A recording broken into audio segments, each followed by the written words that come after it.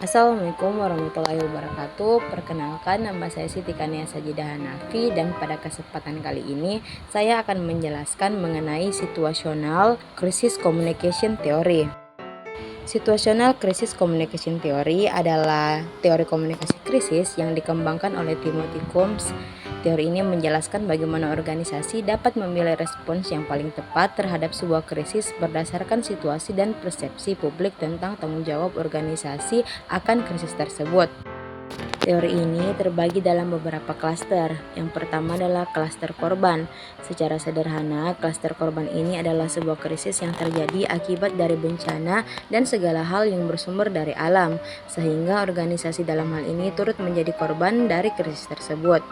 Kedua, klaster aksidensial, bersumber dari kecelakaan karena kesalahan teknik, kerusakan, dan kegagalan produk karena masalah teknis.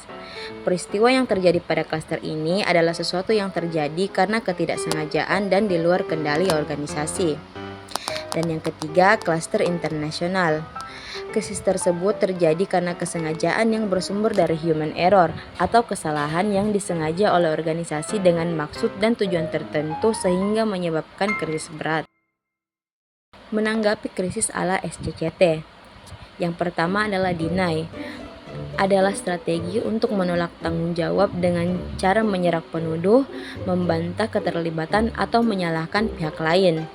Yang kedua adalah diminish, berfokus pada mengurangi tanggung jawab organisasi dengan alasan seperti krisis di luar kendali atau membenarkan bahwa dampaknya tidak bisa dihindari.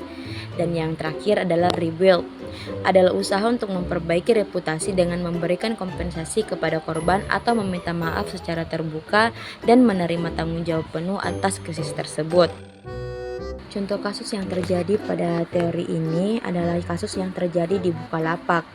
Pada tahun 2020, Bukalapak mengalami kebocoran data pribadi penggunanya yang diduga dijual di pasar gelap. Kasus ini memicu kemarahan publik karena data pribadi seperti email, nomor telepon, dan data transaksi pengguna terpapar ke pihak yang tidak bertanggung jawab.